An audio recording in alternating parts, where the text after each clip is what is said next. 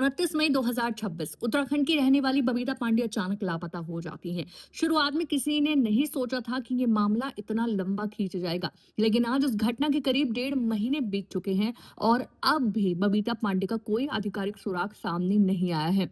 Police की जांच लगातार जारी है। कई एजेंसियां इस मामले में जुटी हुई हैं कि हर संभव एंगल की जांच की जा रही है। आखिर इन 1.5 महीने में पुलिस ने क्या क्या किया, किस किस तरह एक एक सुराग को खंगाला गया और अब तक जांच किस मुकाम पर पहुंची है, आइए पूरी टाइमलाइन समझते हैं।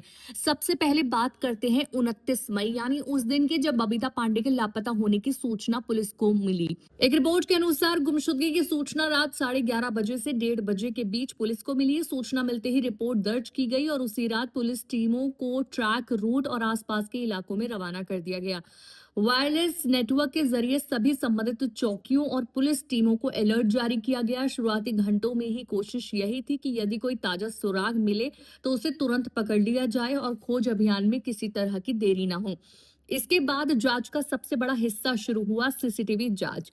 घटना के दूसरे दिन से लेकर 5वें दिन तक पुलिस ने नैनीताल के उत्तरकाशी तक सरकारी और निजी दोनों तरह के कैमरों की जांच की। केवल एक दो जगह नहीं बल्कि भटवाड़ी, बुरफू, उत्तरकाशी शहर, ट्रैक, बेस कैंप और पूरे रास्ते में लगे कैमरों की फुटेज खंगाली गई। हर फुटेज को समय और गतिविधियों के हिसाब से मिलाया गया। इतना ही नहीं, मोबाइल लोकेशन और कॉल डिटेल रिकॉर्ड यानी सीडीआर के साथ भी इन जानकारियों का क्रॉस चेक किया गया ताकि किसी भी संभावित सुराग को नजरअंदाज ना किया जाए। जब सीसीटीवी से कोई निर्णायक जानकारी नहीं मिली तो पुलिस ने जांच का दायरा और बढ़ा दिया। 5वें दिन से लेकर 9वें दिन तक उन सभी जगहों की जांच की गई जहां ट्रैकर्स आमतौर पर रुकते हैं। होटल, होमस्टे, ढाबे, रेस्टोरेंट और दुकानों के सीसीटीवी फुटेज को भी विस्तार से देखा गया। पुलिस ये पता लगाने की कोशिश कर रही थी कि क्या बबीता पांडे किसी के साथ इन जगहों से बाहर गई थी या फिर इनके मूवमेंट का कोई नया सुराग इन कैमरों में दर्ज हुआ था। आखिर होमस्टे और ट्रैक पॉइंट के आसपास लगे कैमरों की भी बारीकी से जांच की गई, लेकिन जांच को आगे बढ़ाने वाला कोई स्पष्ट सबूत सामने नहीं आया।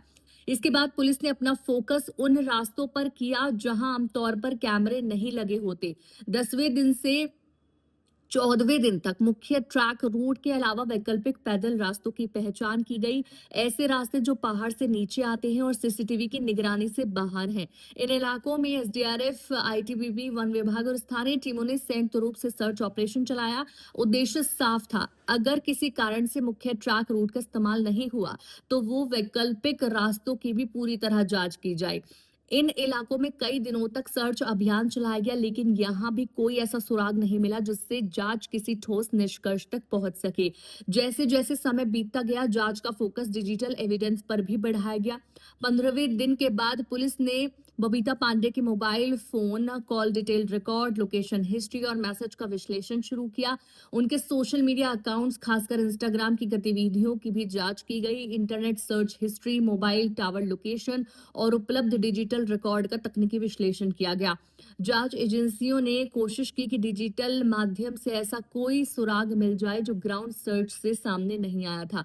लेकिन सबसे बड़ा सवाल आज भी वही है, क्या इन सारी जांचों के बाद कोई निर्णायक नतीजा सामने आया? एक रिपोर्ट के अनुसार अब तक कोई ऐसा सीसीटीवी फुटेज नहीं मिला है जो मामले को पूरी तरह स्पष्ट कर सके। कोई निर्णायक भौतिक साक्ष्य भी सामने नहीं आया है।